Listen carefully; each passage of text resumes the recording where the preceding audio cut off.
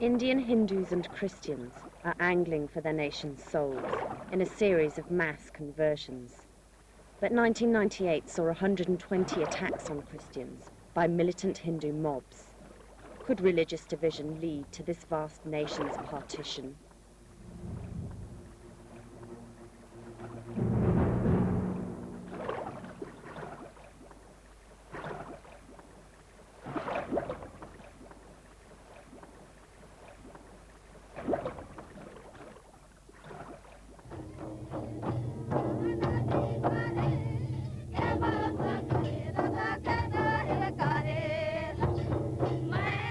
These are Christians dancing at the Karam festival in Maheshpur.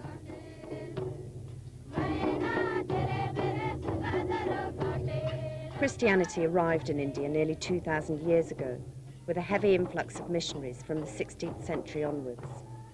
They came to combat famine and poverty, as well as to save souls. They found willing converts amongst the rural poor, often tribals and lower caste Hindus, whose faith was once of little consequence to those in power.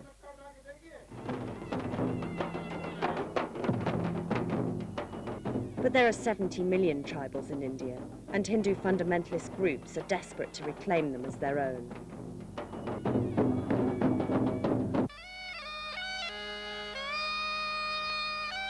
India's rural regions are a hotbed of division. Here, the lower castes are increasingly trying to assert their rights. The central state of Madhya Pradesh has a large, partly Christian, tribal community. In a remote village, a deadly saga began as a Christian was said to have damaged a small Hindu shrine. I fell on the ground. As they picked me up, I heard them shout, "Let's behead him and offer him in sacrifice to the temple." They tried to lift me, but did not succeed. Thinking they'd take pity on me, I then said, "Water." But they replied, "Swine, you're asking for water after damaging our shrine?" I said I'd done nothing, seen nothing, I hadn't even been there. I continued asking for water as two people forced open my mouth and urinated. The militant Hindu mob set fire to the house. It's a common punishment. 30 churches were burnt down in the first month of 1999. His sister describes how the horde surrounded the house and then called for their brother John to come outside. He had little choice but to obey, but he was not to escape alive. As soon as he opened the door, he was hit over the head with an axe. Prakash was watching all of this and getting very scared, so he went and hid inside very quietly. Then I got out through the back by the mango tree, at which point a child saw me and said, "There's someone running away," and they started chasing me.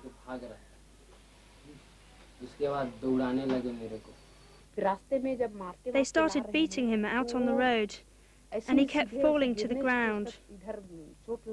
Because he thought he was going to be killed, he kept rolling on his back, which took the blows.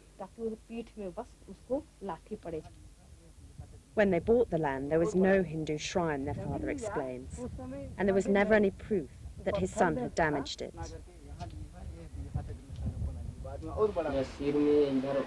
I had 6 wounds on my head, one over here, the rest at the back. My head was in shreds. They had to stitch it together like a cloth bag.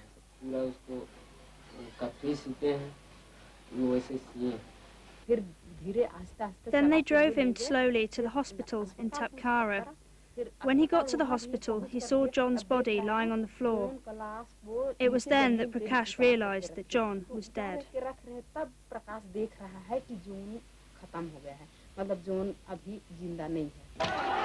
Muslims were once the target of Hindus. This mosque in Ioda was razed in 1992 by Hindu extremists. The BJP government's well-known communal movement against Muslims had helped catapult it to power. But now, the worst Hindu-Muslim riots since independence erupted across the country. Militant Hindu groups were temporarily banned, but when the smoke cleared, more than 3,000 were dead. One banned group was the VHP, or World Hindu Council, an organisation allied to the BJP government. Since the destruction of the Ioda Mosque, Christians have become their target. These Christian and Muslim missionaries are working through tens of thousands of institutions, receiving billions of rupees from abroad.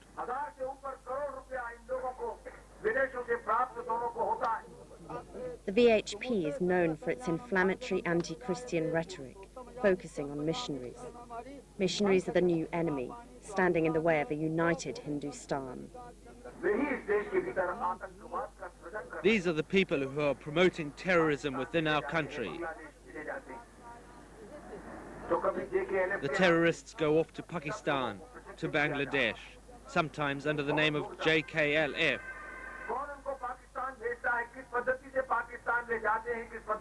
All these people are trained by them. It's the work of the missionaries from within the country. These people are setting our nation on fire. They're criminals.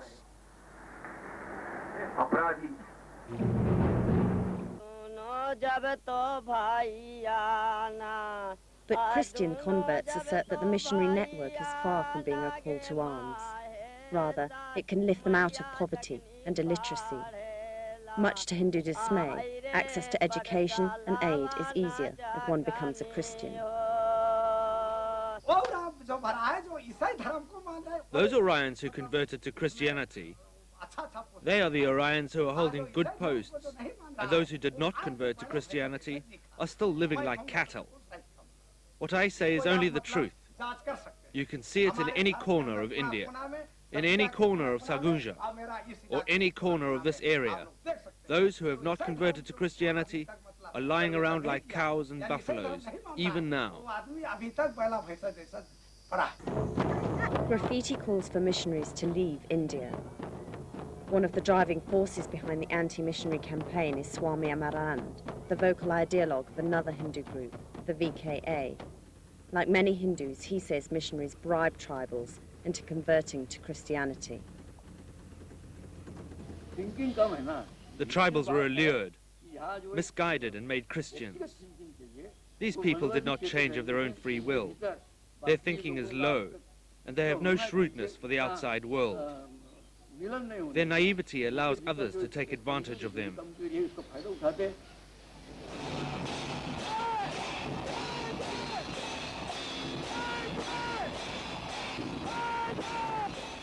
The VKA works closely with Dilip Singh Judef, a politician in the BJP government, who holds mass Garba Parsi, or homecoming ceremonies. Here, tribals are reunited with their Hindu roots. Judef is the hereditary royal guardian of the Korwa tribals. At his homecoming ceremonies, he walks surrounded by thousands of Korwas. In a mighty show of strength, they carry bows and arrows which have been dipped in poison.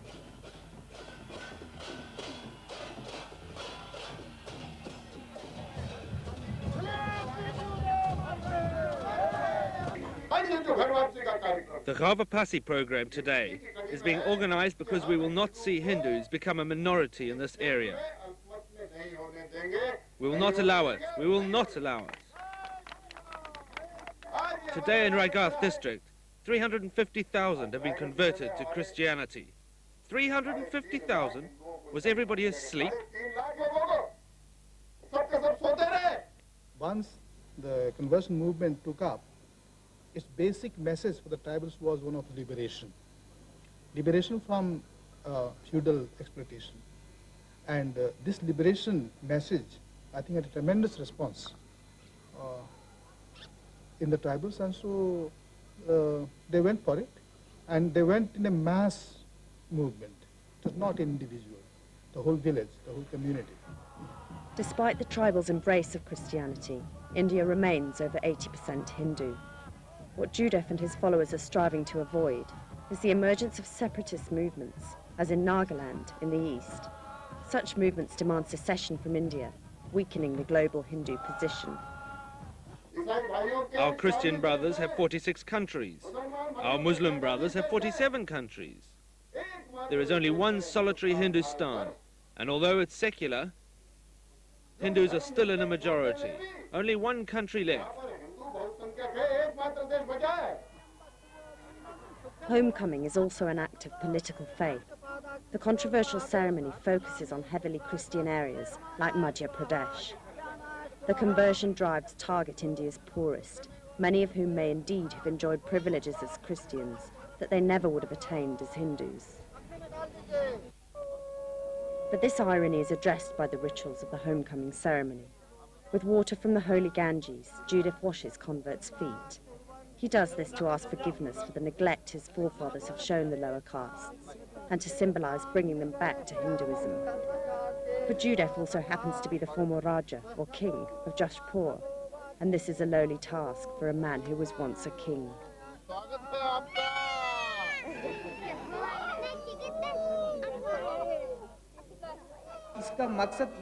If he has genuine affection, if he is motivated by affection, then we wish him well. Whether he is bestowing great love on the tribals and accepting them, I don't know. If his forefathers had done this earlier, the tribal's condition would be somewhat different.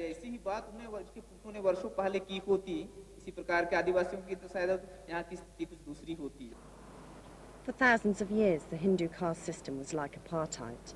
Taboos are disappearing, but a feudal system remains.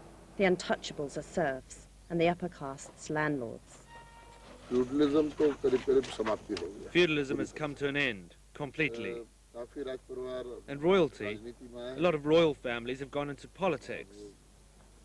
There are different reasons for that happening, like wanting to develop one's area. Feudalism is not possible. Feudalism cannot be revived, and it should not be. Judith claims that feudalism is at an end, but many see him as typical of an elite clinging to power. Every royal family is dabbling in politics. It cannot be denied, and they want to exert their influence, and will keep on doing so until someone pushes them out, because the Adivasis and other backward peoples are advancing and being educated, progressing and demanding their rights. It concerns the royals and the Rajas that they may have to accept this someday. Travelling to Operation Homecoming today is newspaper correspondent Ramesh Sharma. He wants to gauge the depth of feeling tribals have for coming home to Hinduism, since Judith's grip on the region is powerful. Ramesh and his colleagues question several people at the rally, but find even new converts are reticent. Apart from you, is there anyone else participating? No, there is no one else. What about after this? I do not understand. Will you make an effort to influence others to join your new faith? Will you persuade others to change to the religion that you've adopted today? Yes. Sushila Turkey, she converted to Hinduism along with her family.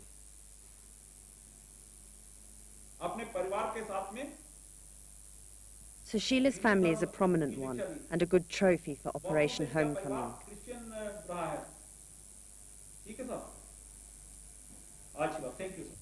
He asks the tribals if the Christian mission approached them to join their faith. They claim the missionaries persuaded them, but they were reluctant from the start. They told me of the benefits if I left my faith, so I went to receive some grain. Did they give you any? Yes, they did. Did they tell you that you'd receive more if you joined them? Yes, they said that I'd get land, plows. That's what they said. We relied on their word, but they didn't keep it, nor did they give us anything, so we left.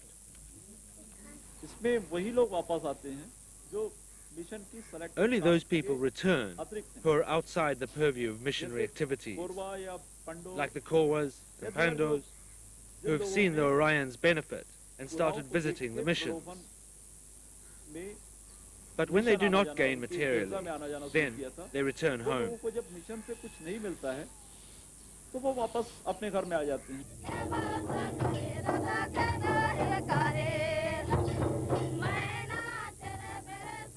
But it is tribals who embrace Christianity in spirit who threaten the Hindu nation. Missionaries in India work today at their peril. In January 1999, an Australian missionary was burnt to death with his family by a Hindu mob. They also face harassment through an old legal bill and can be imprisoned for spreading the word of God.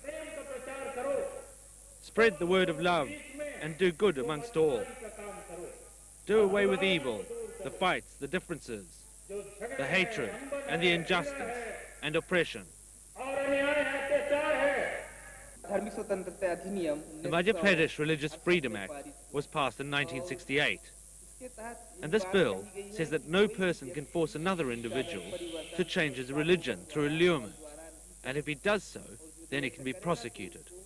The Religious Freedom Act has been revived by Hindu groups who want to prove that missionaries conduct forced conversions. The Christians have admitted that by using allurement, financial reward, terror, threats, and even force, Hindu tribals are being converted to Christianity.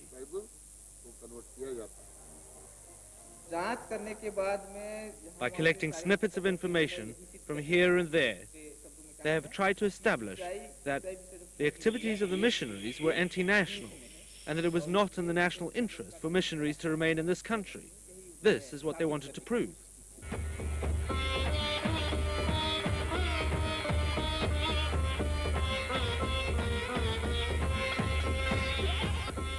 Tribals have become puppets in a piece of theatre, and missionaries who encourage them to convert have been convicted under the Religious Freedom Act. Louis Berger has spent a lifetime in India building missions.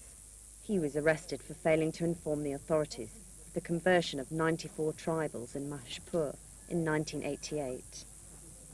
I was arrested because there was a contravention of this Madhya Pradesh Act, which says that when you preside over a conversion, you must inform the collector when somebody converts. Our point of view is that we do not convert anybody. People convert themselves. The system of the missionaries is such that they entice people with allurement, and once they become dependent, they pressurize them into becoming Christians. After they do this, they prey on them.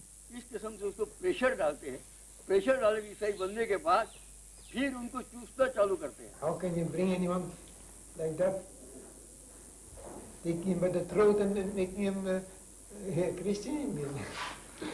Impossible. Impossible.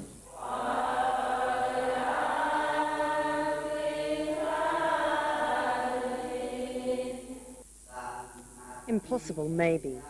But in 1996, the Religious Freedom Act was used to sentence the 88-year-old missionary to 6 months' rigorous imprisonment.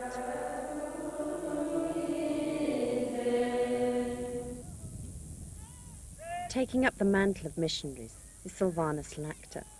He's an Adivasi tribal, but his family became Christians and that opened the door to education. Today, he's a lawyer and has fought and won over 40 cases on behalf of missionaries being tried for converting Hindus to Christianity.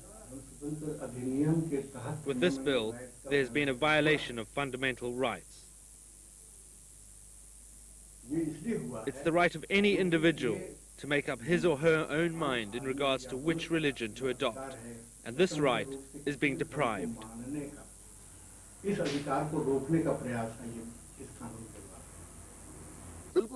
Let them preach and propagate, but no conversion. If they convert people, there can be no friendship between us.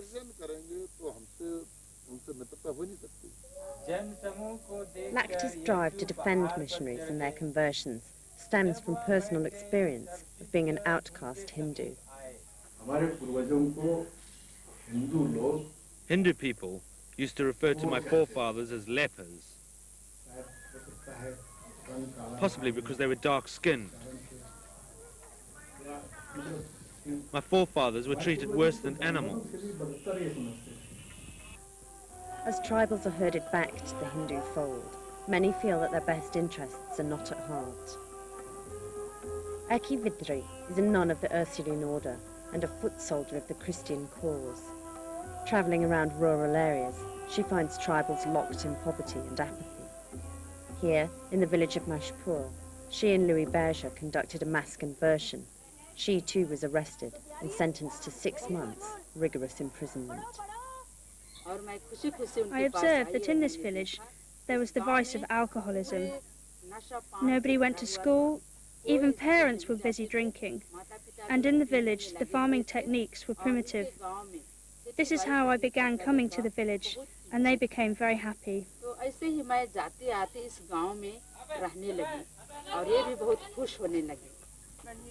Her sittings grew into public meetings. She taught agriculture and preached self-improvement. Missionaries consider this their spiritual duty, and these villagers think she's a godsend.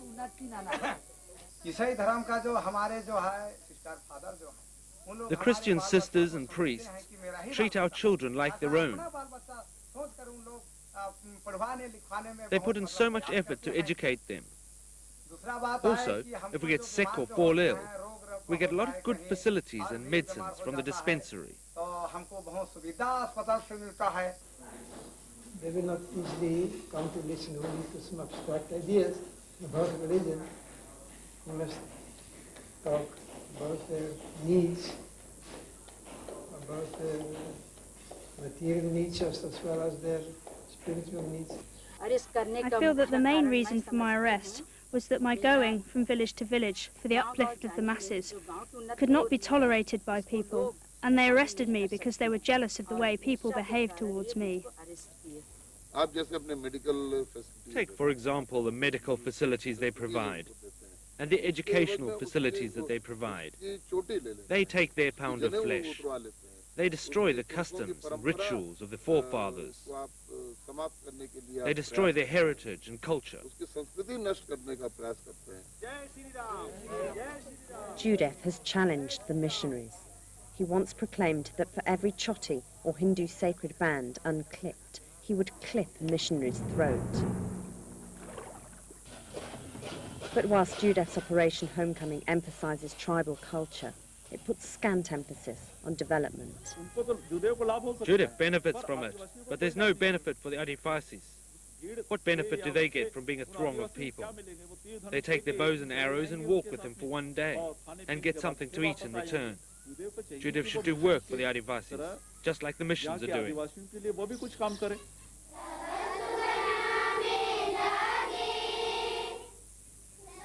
Thanks largely to the number of foreign missions, and despite their minority status, India's Christians are seen as leaders in healthcare and education. It's estimated that 1/3 of India's nurses are Christian.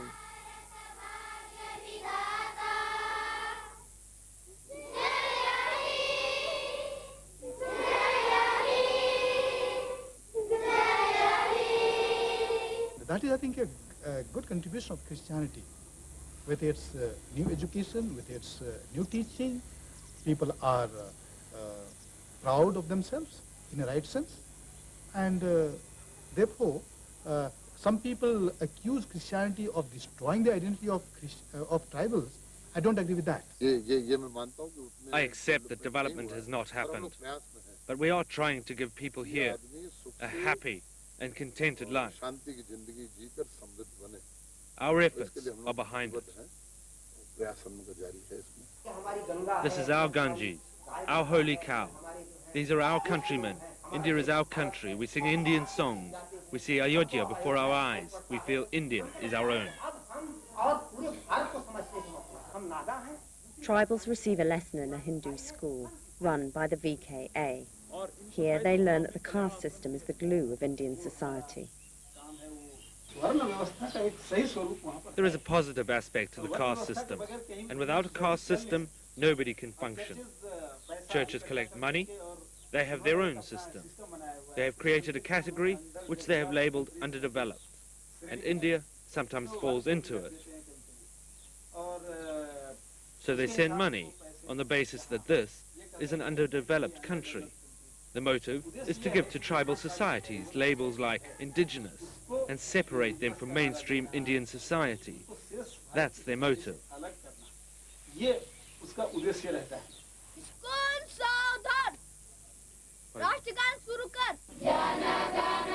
The VKA, like other Hindu organisations, teaches its cadres to defend Hindustan against its enemies.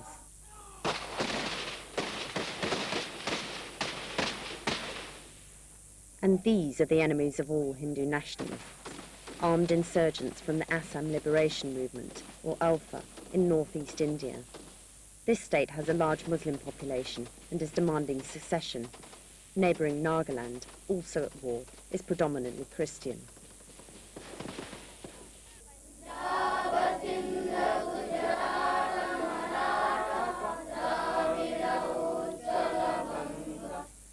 The lesson taught by the VKA and other Hindu groups is that all non-Hindus are a threat to India's sovereignty. We know our limitations. We're a revolutionary group. In military terms, we're in a much weaker position than the Indian army. But whatever they or the government thinks, it's well known in international circles that revolutionaries are always ready to die.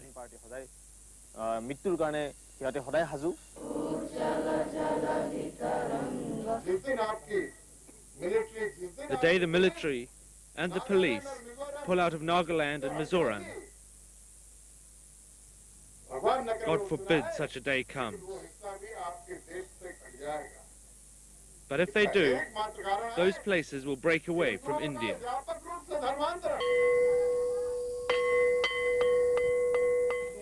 But few of India's Christians have secession on their agenda, and so the devout have become martyrs.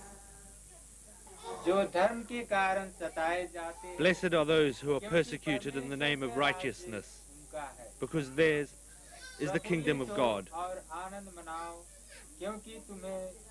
Rejoice and be glad, for your reward is great in heaven. We've put up photos of Hindu gods, but we're followers of Christianity. In Mahashpur, Christians have been ordered to put up pictures of Hindu gods. Fearful yet God-fearing, they do it as a pretense. I used to live in the village of Mohanpur, where there were 3 Sardars wielding pistols.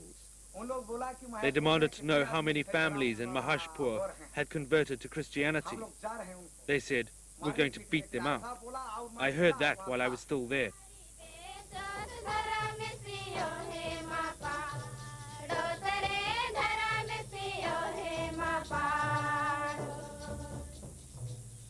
Now, Christians also claim they're being denied access to government programs designed to help the poor develop.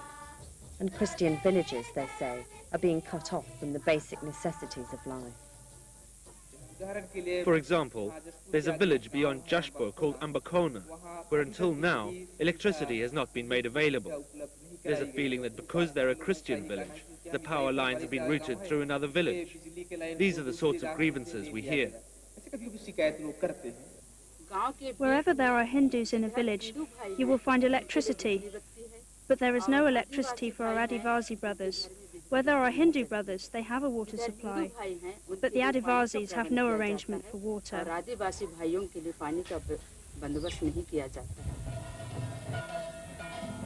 Judev and other powerful fundamentalists seem intent on wiping out a religion that has existed in India for more than 2,000 years. Is Hindu revivalism the toil of the devout, or a chauvinist creed to maintain a Hindu society based on hierarchy and submission? Dilip Singh Judev of Jashpur has detested Christians for many years. He had a hand in my brother's death. Later, we heard he'd said, why did you just kill one person? You should have killed 10 or wiped out the entire village. If anyone destroys our shrine, and the devotees of Shiva request the authorities to take necessary action, and the person who committed the act goes around beating his chest saying nothing's happened, then the mob mentality comes into play, and you cannot stop them.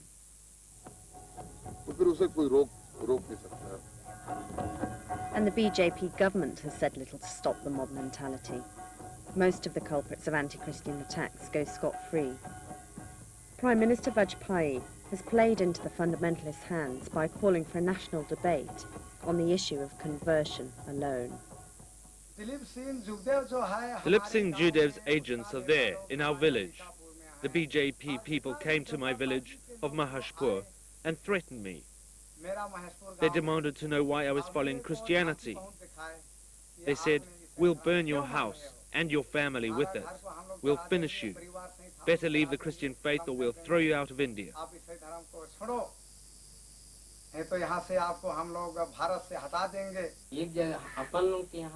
If not here, then he'll do it somewhere else. Dilip Singh Judev will get the job done. He's well known as a member of parliament. The VKA is only a front.